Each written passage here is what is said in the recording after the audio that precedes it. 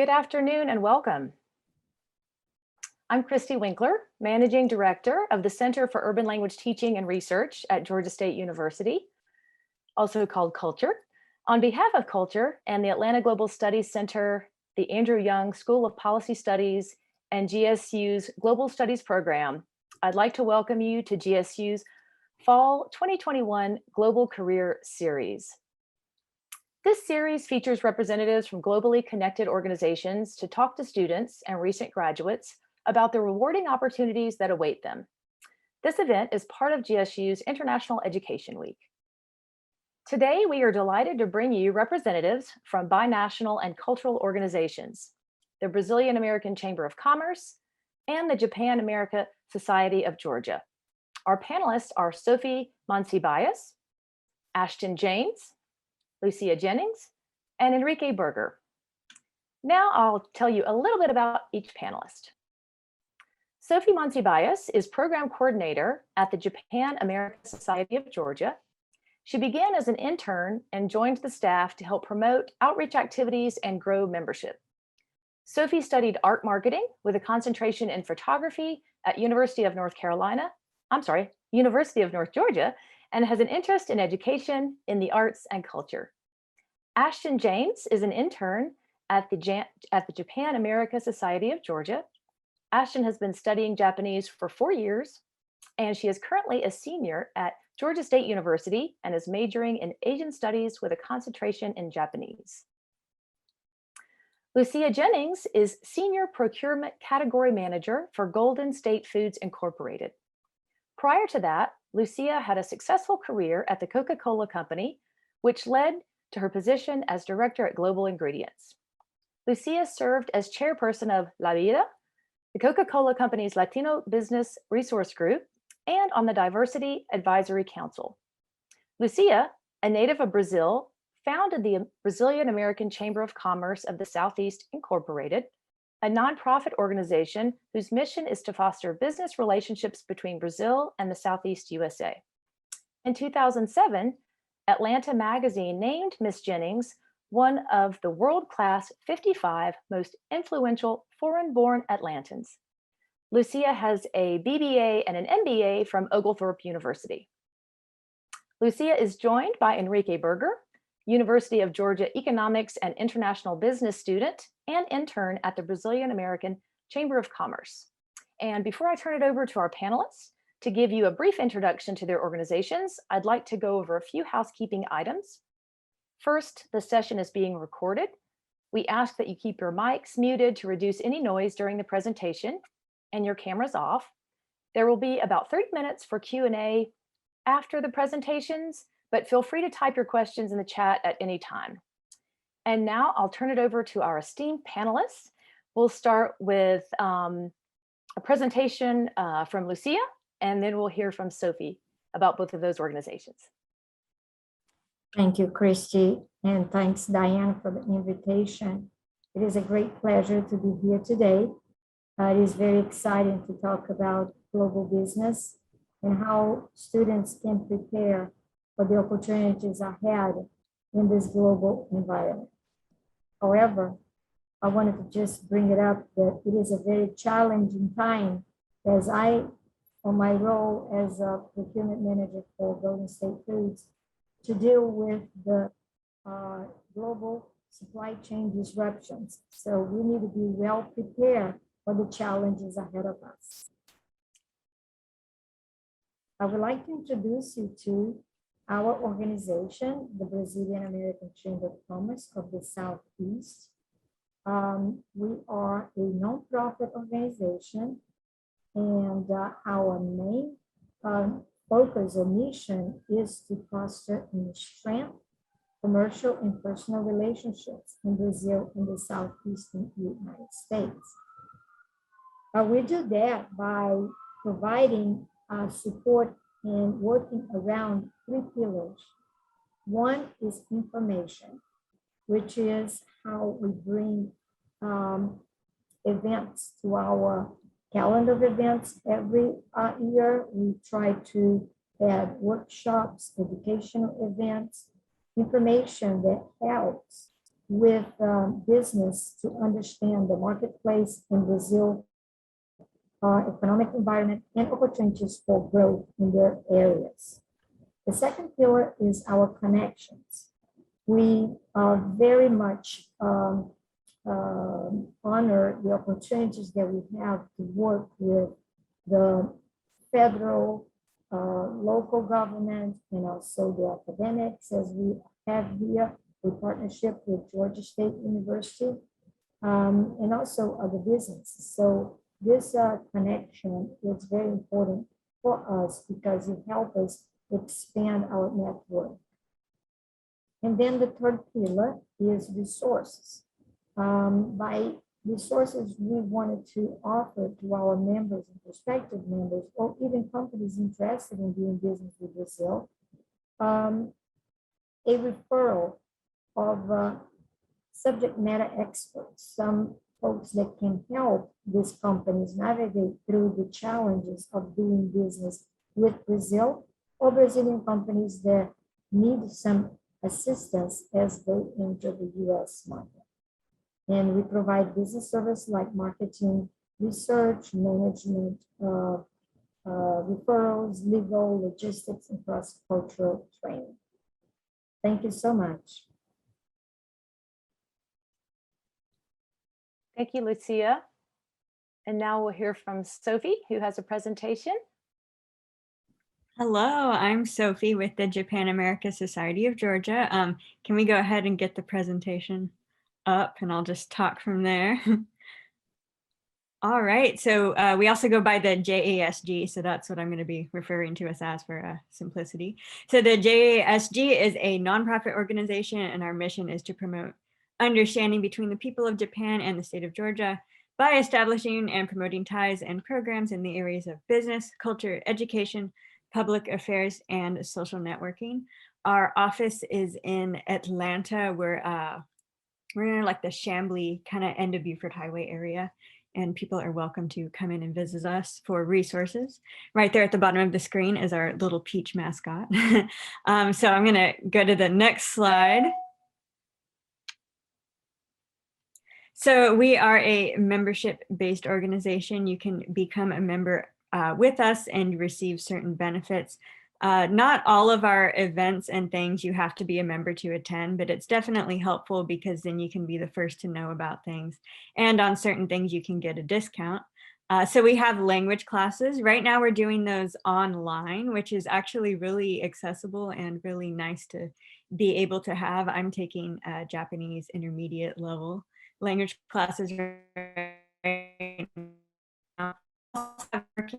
Like on Tuesdays every month, we have our Kai, which is a business, which is like it's a networking dinner. So we'll go to a Japanese restaurant, and it's just a very casual, great way to network with people who are also in the society and who also have similar interests. We also do business webinars. So there might not be a large noticeable Japanese population in Georgia, but what Georgia has is a lot of Japanese businesses. So we've done webinars with Mitsubishi, Aflac, Toyota, and it's really neat to be able to sit down and hear from all of these people, go to their factories and stuff like that. And of course, if you're not able to attend them in person, we do them online as well. For membership, we have tiers for individuals, so you can join as just yourself. If you're a student, we have a really great student rate, and we also have corporate members. Right there on the screen, we have pictures from the picture on top, that is from our Shibori workshop. That would be a networking event and a cultural event.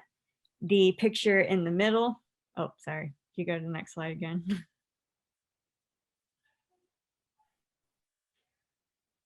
Okay, well, the picture in the middle was from a Hokusai ukiyo-e art event that we did at the High Museum. Hokusai is the one who made the great wave picture that is very famous.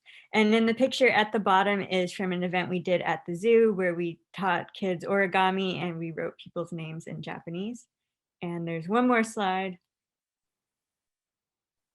And right there on the left side, we have places that you can find us, social media, our website. I forgot to add LinkedIn, which is probably the most important one, but we have a group on LinkedIn. If you want to screenshot that and find us later, then that's definitely something you can do. So thank you for listening. Thank you, Lucia and Sophie, for giving us a snapshot of your organizations. It's really great for students to learn that they're able to participate in your events, your initiatives. Um, Atlanta has really a wealth of cultural organizations around. So I love the pillars, information, connection, resources. Obviously, both organizations provide that. You know, networking and trying Japanese food all at once. So there's lots of opportunities, and I encourage you to take advantage of those and get involved. So I'm going to start asking some questions, and I'll start with some easy questions, but I'd like to remind the audience to please type your questions for our panelists in the chat, and I'll kind of volley back and forth between my questions and taking a look at yours. So the first question is for Lucia and Sophie. So what would you say are the top skills that your organization is looking for in potential interns and employees? And Lucia, if you want to start. Well, thank you so much. When we bring an intern in, and I wanted to thank Henrique for participating in this panel because he was an intern last year, and I think that he continues to be a point of contact for us because we really enjoy the work that having him in our organization.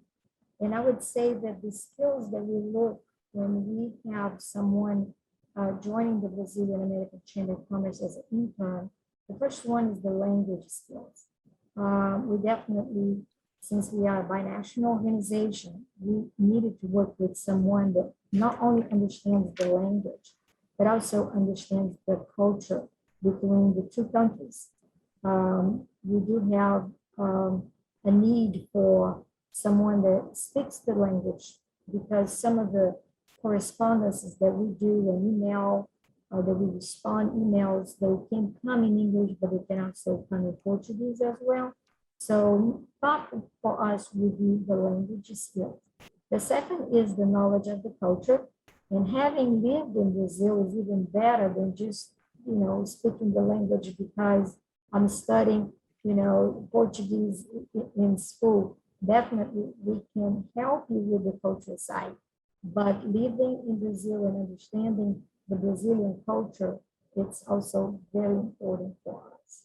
And it's all going to depend also on the project that we utilize that individual when he or she joins the opportunity of intern.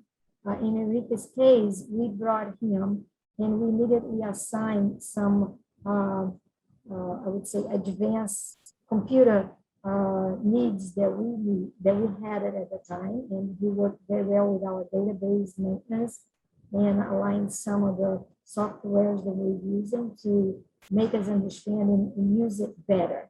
So I would say that as a wrap up would be the language, the culture, and a specific need that we have to do or a specific skill that had to do with the project that you are going to be engaged. Excellent. Thank you. Lots of great information. Sophie? So since our organization is about making connections, we like to have people who are able to communicate and be welcoming and I would say outgoing, but that makes it sound like you have to be an extrovert. You don't have to be an extrovert, just, be able to communicate well. We like people who are aware of the cross-cultural connection. A lot of our interns are international studies, political science. We've had journalism majors before, so people definitely come from that sector. Oh, and language skill is a plus, but it's not necessary. And a lot of our interns have an interest in Japan as well. Okay, excellent. Sounds like, to summarize, language and culture, and if you don't have the Japanese language skills yet, the interest and just the welcoming personality and the interest in cross-cultural connections. So if you're interested in becoming an intern at either one of these organizations, Today is your opportunity to get in touch with them. So this next question actually goes out to the interns. So Henrique and Ashton, and we'll start with Ashton. So this question is really helpful. So what tangible steps can students take while they're still in college to improve their chances of landing an internship or a future job in your organization or with the companies and organizations that are affiliated with your organization? I would definitely say the one big thing is probably your teacher or your professor if you're interested in Japanese or if you're interested in the Brazilian culture, get in touch with your professor who is teaching that language because they sometimes have the resources that you don't know about. Another thing is follow us on Instagram or social media because we put out a lot of things about the upcoming networking, like Sophie said, or language classes that are coming up. So I would definitely say that your professor and also social media would probably be your best bet in getting in contact with your future internship dreams, I guess. Excellent. Henrique, would you like to add something? Sure. Yeah. So as Lucia said, I think in global careers, the language aspect is really important. I like to think that, well, I speak English, Portuguese, native languages, and I've taken several classes in French and Spanish. So I like to think that I'm preparing myself for a global career. And that really helps. That goes a long way because even if you do work in multinational companies in the future, it's always going to be a huge plus to be able to work with people from different countries. So the language aspect, I would say, comes first. And then secondly, just staying connected. I would say just be on the lookout. I don't think just in a general sense, internship or a job isn't necessarily it's not going to fall in your lap. So you just have to be on the lookout for your, as Ashton said, for your the resources that your professors may provide. Just be on the lookout for that. Stay connected with them. Maybe on LinkedIn, Handshake. I don't know to what extent Georgia State uses Handshake, but just be on the lookout for that. There's plenty of opportunities, plenty of networking opportunities that can go a long way in landing you a job or an internship. Excellent, thank you. I think my takeaway summary from what you both said is really being proactive, building relationships with the professors, following the organizations that you're interested in on social media, or, simply going to some of their events. And to speak to what Henrique said, motivation for achieving those higher levels of proficiency in the language that you're studying or interested in is, a benefit of that is that you can use that in some of these organizations. So stay connected. And I don't know if either one of you have anything to say about mentors. Like, are there people that have mentored you or, helped you out and given you advice? And if not, that's okay. But if you think of something and you want to add that, feel free to. Actually going out and making those connections has definitely been important. To be frank, when I was in college, I didn't do any of those things. So I had to discover all of that afterwards. And I learned about the Japan America Society through a connection I had at the Northeast Georgia History Center, which is where I was interning. So and the Japan America Society is really well connected too because of all of the businesses who we have as members. So I definitely see the importance of actually going and actually talking and putting in the effort. Great. Yeah, I found that to be true. Often one thing leads to another. You're at one event and you meet someone else. So again, be proactive and stay connected. So I have another question for Ashton and Henrique. So we'll let Henrique go first this time. So what recommendations do you have for those in our audience who are studying foreign languages? Are there particular languages that are needed in your field? Now, obviously, in this case, we're talking about Portuguese and we're talking about Japanese, but I'm talking also about the partner organizations that you work with. Like, do you work with organizations that value other languages? So what, in terms of the studying itself of languages, what recommendations do you guys have for the audience members? Yeah, well, as far as learning a language, the little things do matter, like listening to music in whatever language you're learning, movies and things like that. But number one for me is really the studying abroad. I did take a study abroad exchange trip a year ago, and that really boosted my Spanish speaking, so that really helped. Um, but I think regarding companies or organizations, I don't think there's one specific language that may be necessary. Obviously, learning the language that of that organization which you're interning in is important. But just whatever feels like it's the priority, whatever language you feel is most necessary and most relevant in whatever scope of work you are in, is what I would say. Thank you. Ashton, do you want to add anything?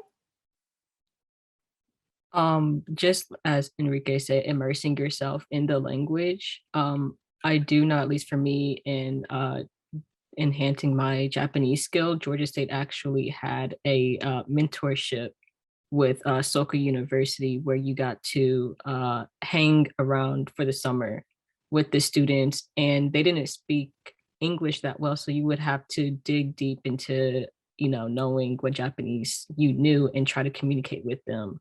And it was kind of like a cross-cultural exchange between us. So that's all I had to add. Sounds like great advice, immersing yourself, whether it's music or opportunities on campus. And speaking of opportunities on campus, somebody put into the chat, remember career services. That is a great resource here, whether you need help with your resume or, if you, they do have a clothes closet, if you need an outfit for an interview or interviewing tips, it's great to keep in mind the career services opportunities and resources that are available here on campus. So this is a question for anyone, and it's shifting gears a little bit and kind of going out in scope. So anyone who wants to answer, feel free to jump in. So I'm wondering about how COVID-19 has impacted your workplace, the nature of your work. Some things we can imagine, but there may be other things that we cannot. So anyone who wants to speak to how COVID has impacted your work individually, but also that of your organization. So I joined JASG during COVID, and the office is in Atlanta. I live in Gainesville, and I believe it was for the first 6 months that I was an intern that I did everything from home. And now I'm able to, I do hybrid. I go in the office a couple days a week, and then I'm able to work from home a couple days a week. So since I joined in the middle of COVID, I didn't really experience the transition myself, but I talked to some people who did.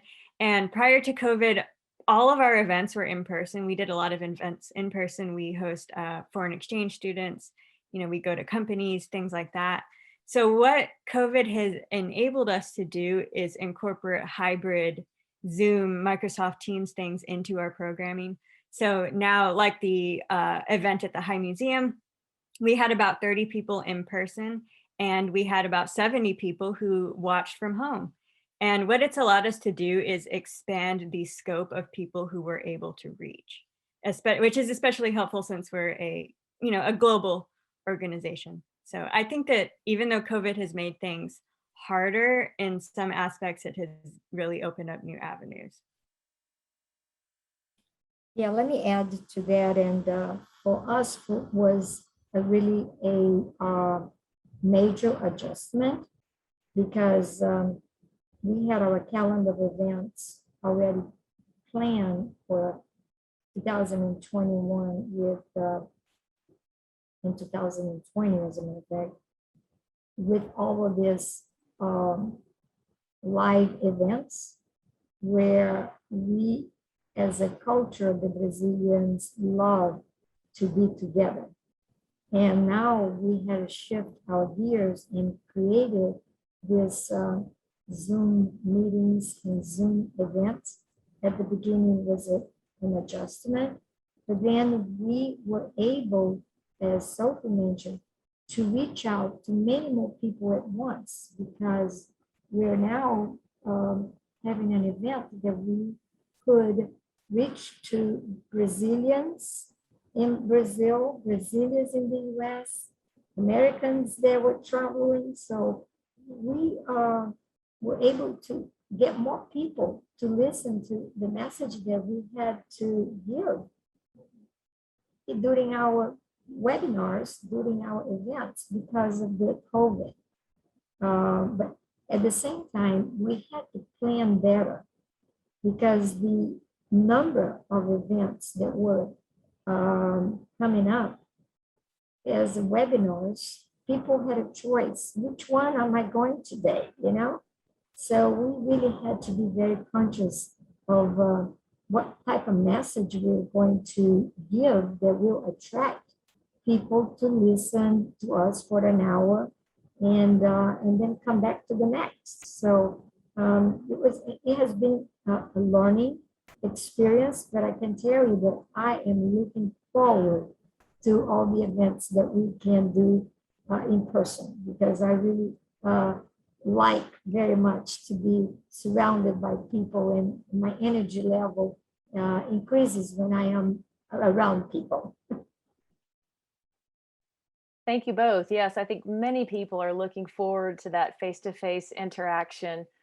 Ashton and Henrique, do you guys have anything that you'd like to add for this question? How COVID impacted the nature of your work specifically? Yeah, I also did intern during COVID. So I was only in the period of time where we were only doing webinars. So that was my reality. It was not ideal. I was really looking forward to having, I got in the internship before COVID hit. So I was really looking forward to the in-person events and all, but it was still a good experience. It was worthwhile. Thank you. Ashton? Same as Sophie, I joined during COVID. So what I mostly did was like work online until eventually they brought us hybrid. And so like her, I worked in the office and then online sometimes. Excellent. Thank you. I saw that there was a question in the chat that I missed, and it looks like Diana answered that, but it's a reminder to me just to invite you again to put your questions in the chat. Someone had asked about the Soka University program, studying Japanese as a GSU student, and it appears that the Soka Exchange has not reopened yet, but there is a link in the chat for the Study Abroad office so that you can get updates and more information. So feel free, and please don't be shy, put your questions in the chat for us. And we'll go on to the next question now until we see some more questions in the chat. Somebody talked a little bit earlier about LinkedIn and just being proactive about seeking people, the professors and so forth. But Lucia, do you have anything to add about how should job seekers, so maybe not interns, but actually, people who are looking for full or part-time work, how should job seekers effectively highlight their global skills and experiences to recruiters and potential employers?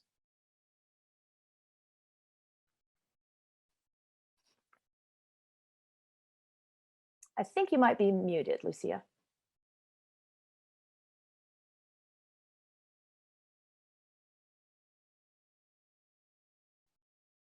If anybody else wants to chime in on that question, how should job seekers effectively highlight their global skills and experiences to recruiters and potential employers?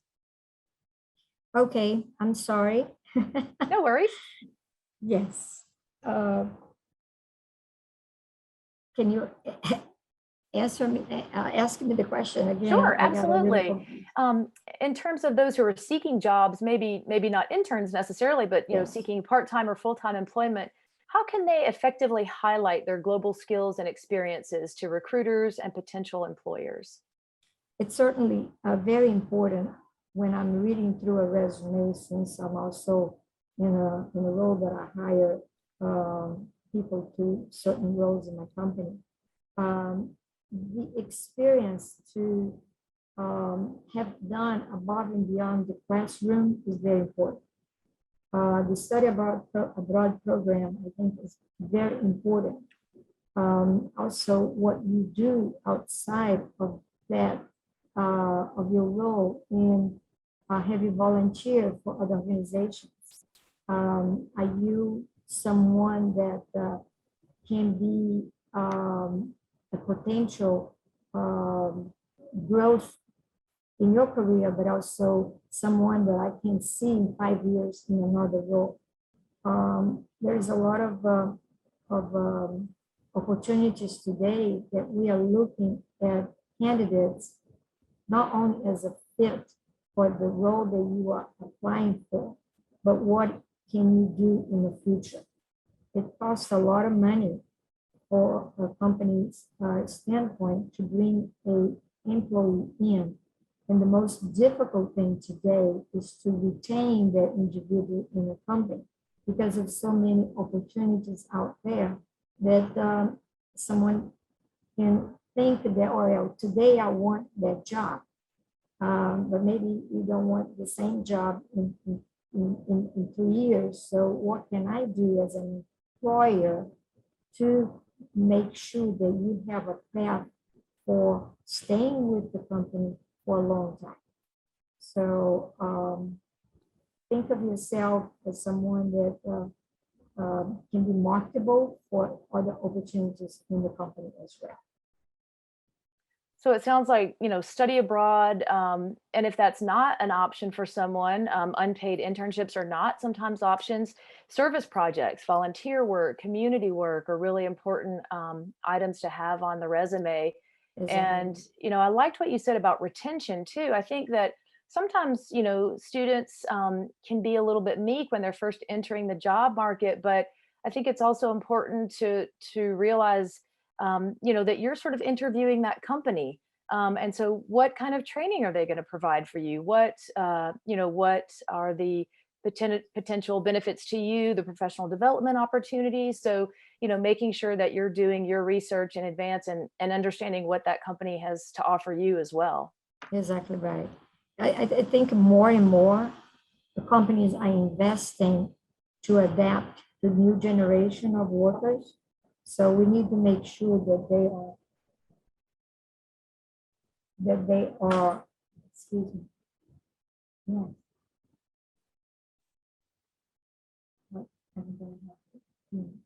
Sorry. So That's okay.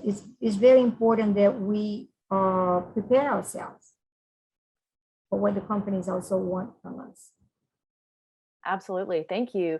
So this next question, it kind of segues in to this next question, talking about the company and the relationship with the employee.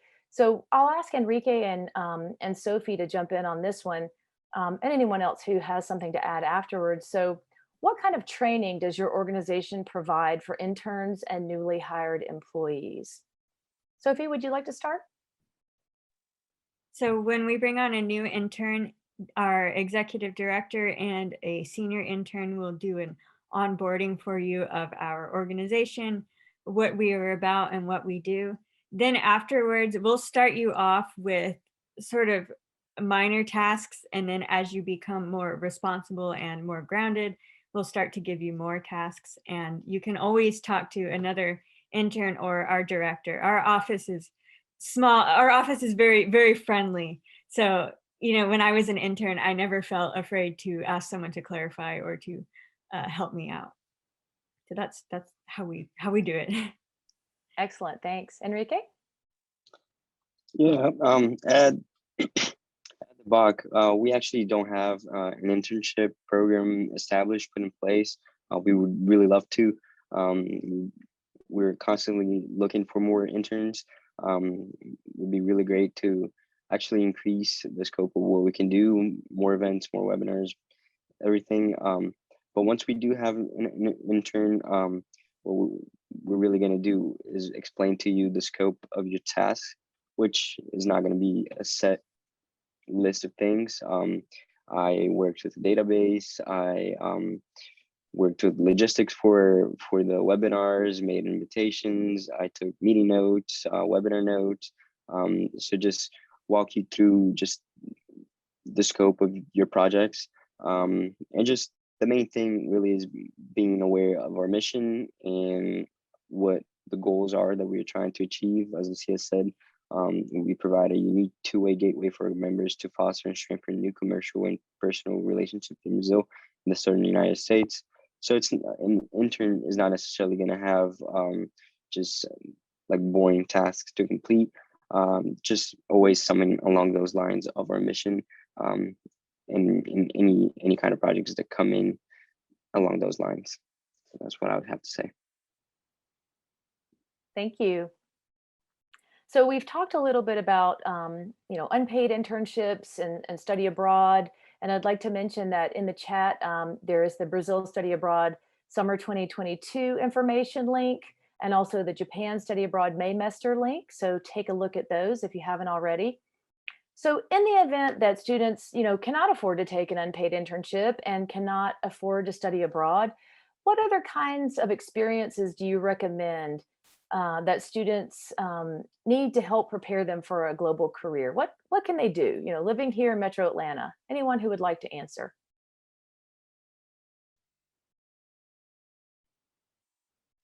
I would say volunteering with the cultural organizations around you and getting yourself out there is a really great way to make connections, even just, with people here and possibly with people who can help you get abroad. For instance, here in Atlanta, we have Japan Fest, which is an organization that we work very closely with and help put on. And a lot of people who volunteer with us are people who had an interest in Japan. And after attending Japan Fest so many times, it's like, well, I might as well volunteer. And, that way they keep in touch with us at the office and they know all of the things that we have coming up. So I think just being plugged into the culture that you're interested in is a good way to help prepare you. I agree with that. And I think through this network that we form, that's where we get the leads. We tend to say that every student that volunteers with us, we lose him or her because they get to meet so many people that they immediately become available for the next job. And that's one of the opportunities that I think to me is most rewarding for my volunteers is when I see them doing much better. Not that it's not a great thing to volunteer for the Brazilian Chamber, but it is much more rewarding when that person calls me and says, hey, I got a job with Georgia Pacific. I got a job with, a marketing firm. And to me, that's very rewarding. And I'm sure that when you volunteer for an organization, they want to see you grow and they want to see you move to the next level of your ambition, which is to land you a full-time job in a company that fulfill your needs. Thank you. Yes. Sophie mentioned, being plugged in and staying plugged in. And one of the things that I'd like to recommend is, I know you're students, you're busy. Maybe you're also working already part-time or you already have an internship, but one way that you can just become more aware of what's happening on an international level here in Atlanta is by going to Global Atlanta. I think it's globalatlanta.com, and subscribing to their different newsletters. So you can subscribe to different topics. So it could be business, it could be education, but you can also choose the world region or the countries that you're interested in. And that way it's, it's coming to you in your inbox, or maybe you can follow them on social media because there are lots of networking opportunities, social events, and it's not just for business people. Students can go to those as well. So, being plugged in and educating yourself about what's happening in sort of the international scope or international field right here in Atlanta with different consular offices, trade offices, networking groups. Anybody else have anything that they'd like to add?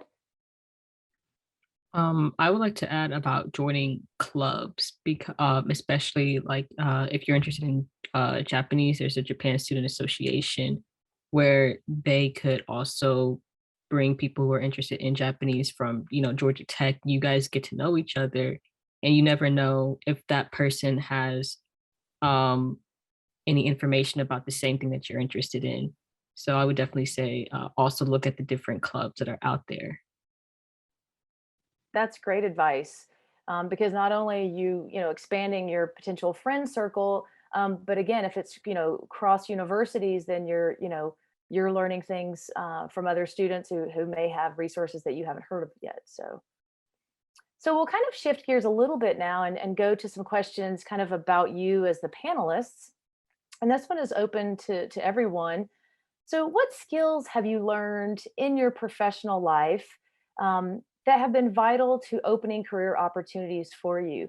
And we have a range here, people that are just starting out in their career, people have had longer careers, but obviously we've all learned things. So what are some of those skills that you see as vital to opening career opportunities in general that could be beneficial for students?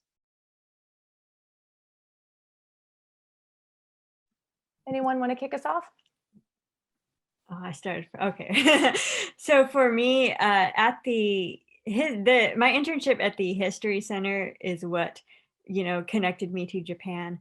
So there I was able to do a live streaming. They do a lot of crafting programs and stuff like that. So I was able to get experience doing live streaming. And that has helped me with the Japan America Society because I can do things like this. I can do our Shibori workshop that I showed the picture of earlier that was run by me. So it basically, by telling them what I was interested in and by telling them like what I wanted to do, I think that having passion is really important because then it's what's going to propel you to like get better at the things that you're interested in. And by being upfront about what I wanted to learn, I was able to gain skills that I could carry into my next position. And, here I'm basically, it gets more advanced every time. Thank you. I would add to that. I think you spoke earlier about having a mentor. And there is another thing that I believe is having a sponsor. There is always the relationship that you can build with a mentor. Mentor to me was somebody I wanted to be when I grow up. And I looked up at that individual and said, okay, this is the career path that he or she took. And these are the skills that she has or he has. And this is what I wanted to acquire. I wanted to develop throughout my career development. But then along the way, I met some wonderful people that recognized my potential and thought that I had potential to grow, potential to do better. And those I call my sponsors. And they were the ones that would invite me for specific meetings, for specific training, so specific, development to expose me, introduce me to other people too, that saw what he saw on me.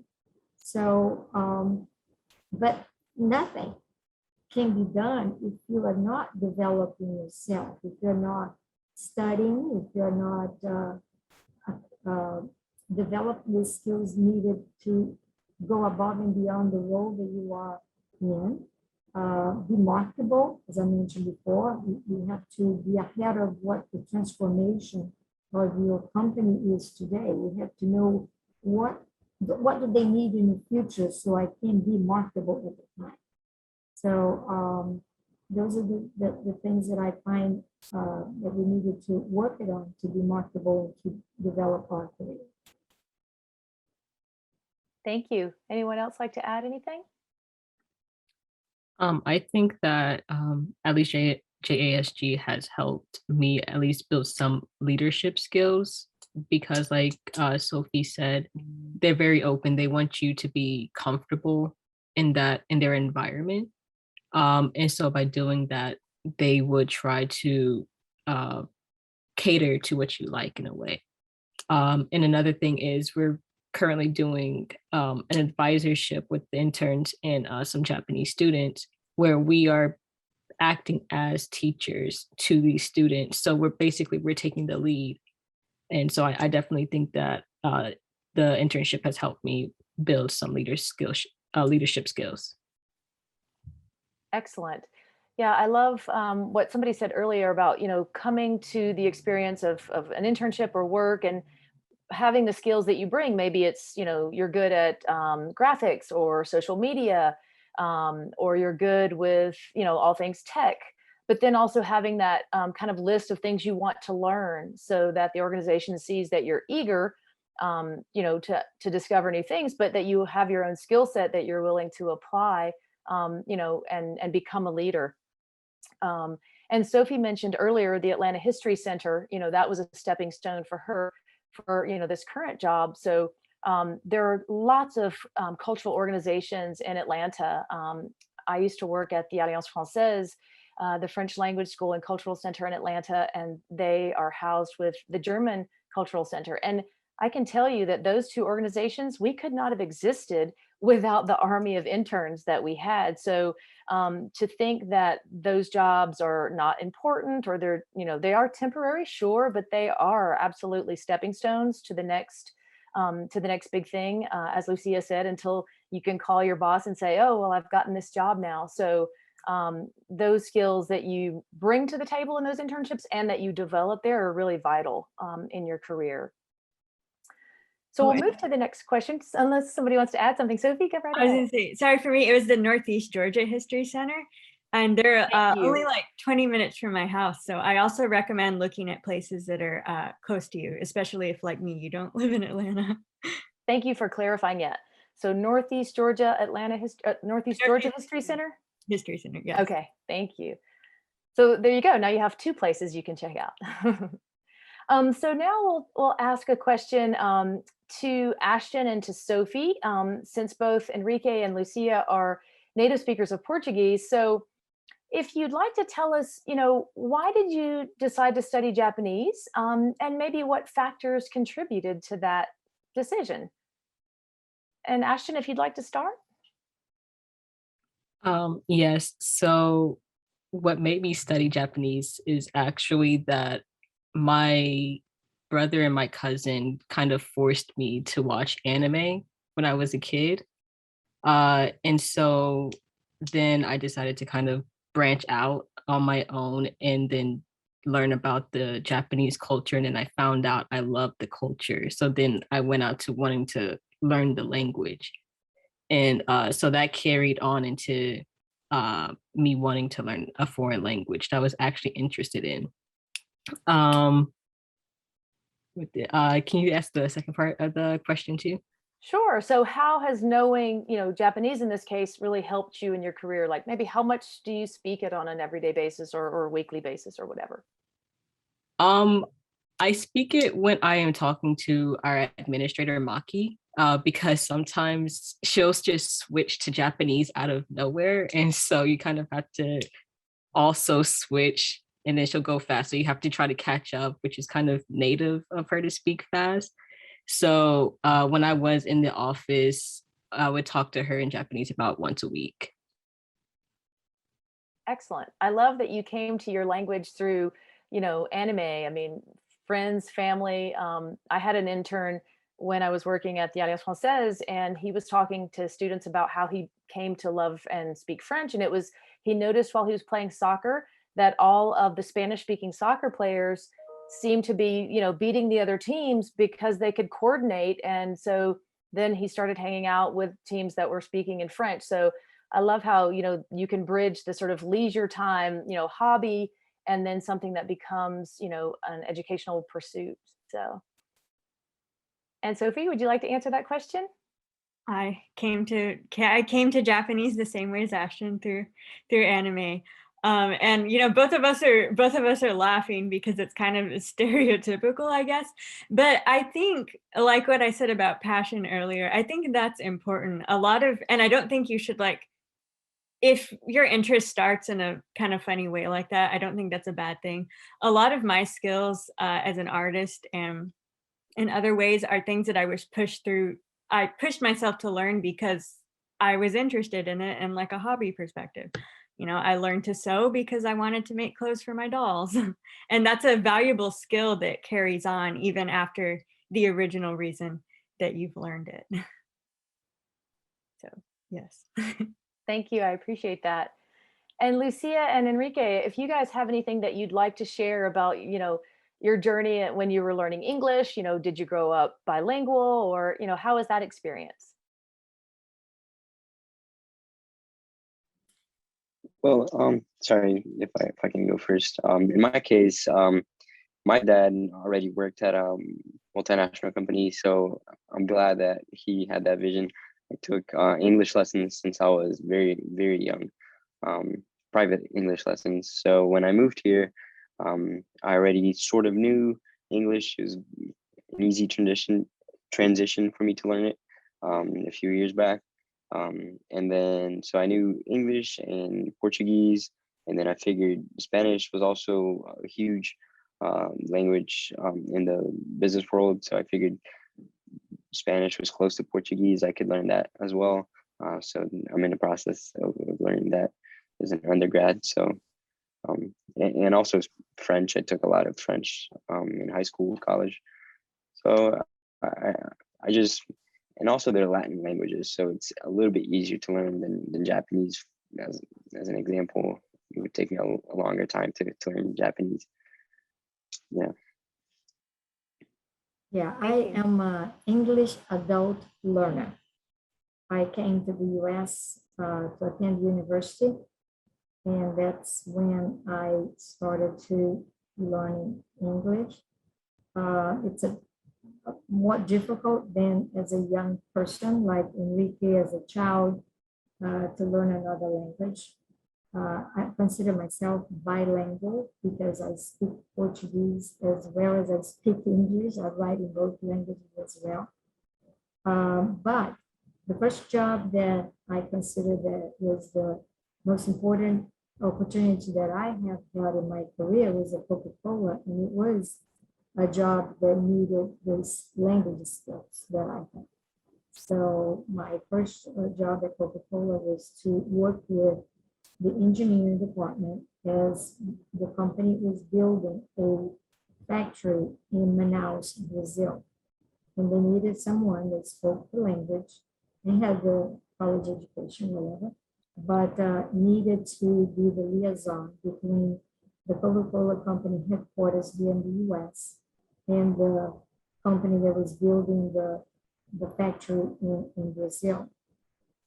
But when I figured out that that was such a good opportunity for me to work at Coca-Cola, I decided that I didn't want them to just link me to the language skills because I didn't see that many jobs that I could hold myself in the company that only required language skills. So I developed other skills. So the managerial skills, the leadership skills, and even my procurement skills in the supply chain side.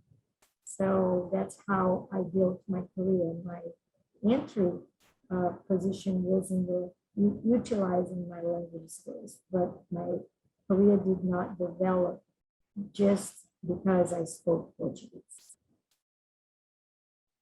Great advice. The ability to, pivot and expand your skills so that you can, increase your opportunities. Yes. I think I'd like to talk for a moment about intercultural competence. We talked earlier about working, in cross-cultural environments. So this is just a question for everybody. I'd like for you to reflect on, an experience that you've had, and it could be at work, it could be, with friends, networking, professional setting, something that, was maybe a learning experience for you. So something, it could have been a misunderstanding. It could have been when you discovered, had a kind of an aha moment about, oh, I didn't know that about this culture. That's what this means. So is there a time where you had a cultural discovery that was meaningful for you? It can be funny and it can be poignant, whatever, but if anyone would like to chime in about that. Well, I do have an experience. I like to think of that story. So I did go to Spain a year ago, an exchange trip. And as I said, a study abroad program is always a very good experience for you. You're going to learn so much about different cultures, and it's very different. just any country that you go to is going to have a completely different culture other than yours, and you're going to be fascinated. At least I was fascinated by it. But it was one time we went to watch a movie while I was there, and I remember I was staying with my host family, and they would always say "vale" to me, and "vale" in Spanish means okay. But I didn't know that, so I said okay in English as I thought they would understand, and they understood me because at the time I wasn't as fluent as I am now. So I could get by with saying okay. She would ask me if I wanted something for dinner or whatever, and I would say okay. And then I actually went to watch a movie, and then they put subtitles for us. The exchange students wanted us to have subtitles. So then the character in the movie said "vale," and then I saw the subtitle and it said okay, and it was a very, what's the word? It was very surprising to me. I was very happy to learn that. And then for the rest of the trip, I said "vale" a lot because that's all that I could say pretty much. That's great. I love that story. Yeah. We have in Portuguese, which to us is used all the time. When we say ciao, ciao, we are leaving, ciao. So when I went to Italy, everybody would say ciao. And I said, but you were just coming. How can you say ciao? I thought you were leaving, but you were coming. So the whole trip, I was trying to figure out why would they say ciao when they're coming? Because in Portuguese, we say ciao when we are leaving. And then somebody explained to me that, yeah, we have the opposite way of greeting people with the same word. So that was a haha moment that like Henrique had his haha moment with "vale" and okay. Yeah, that's great. One word or one gesture doesn't always translate into another culture. That's correct. Yeah. Ashton, Sophie, would you guys like to add anything? There was this this one time, one of my Japanese friends, they came to our school, Georgia State, and I was picking her up to go to one of our other friends' apartment. And I didn't know at the time, I was still trying to learn the culture, that when you're meeting someone, you have to get there at least 10 minutes early. And I didn't know that. And so I said, oh, I'll pick you up at a certain time. And I arrived exactly on that time. And then when she got into the car, she said, "You're late." And I'm like, "I got here on time." She was like, "I was standing outside for 10 minutes. And I'm like, oh, okay. So that was my time. Like whenever I told her I would be there at a certain time, I actually had to get there earlier, or else I'll be counted as late for the meetup. Yeah, time is a very elastic concept, right? In some cultures and not so much in others. Sophie, do you have anything you'd like to add before we close? I don't think I do. Okay. Well, thank you all. Sophie, Ashton, Lucia, Henrique, thank you so much for sharing your time with us today. We learned about some wonderful opportunities at your organizations, and we really appreciate your valuable tips and advice for the current and soon to be job seekers. Excuse me. We want to thank you for participating in the GSU Global Career Series. And we want to thank you, the audience members, for attending this session. We hope you enjoyed it. Tomorrow's session will be all about language teaching opportunities in Atlanta and abroad. Same time, same place. So if you haven't yet registered, please do so. The link will be put into the chat. Tomorrow will feature someone from the Japan Exchange Teaching Program, so the JET program, the Globe Academy, which is a charter school here in Atlanta, and the Latin American Association. So we look forward to seeing you tomorrow. And finally, I'd like to thank the Atlanta Global Studies Center, the Center for Urban Language Teaching and Research, the Andrew Young School of Policy Studies, and the Global Studies Program for organizing this series. All Global Career Series videos can be found on the YouTube channel, and that link will be in the chat. Thank you again, everyone, for participating and attending. Have a fantastic afternoon, and we hope to see you tomorrow for the Language Teaching Opportunities panel. Thank you very much. Thank you. Yeah. Thank you.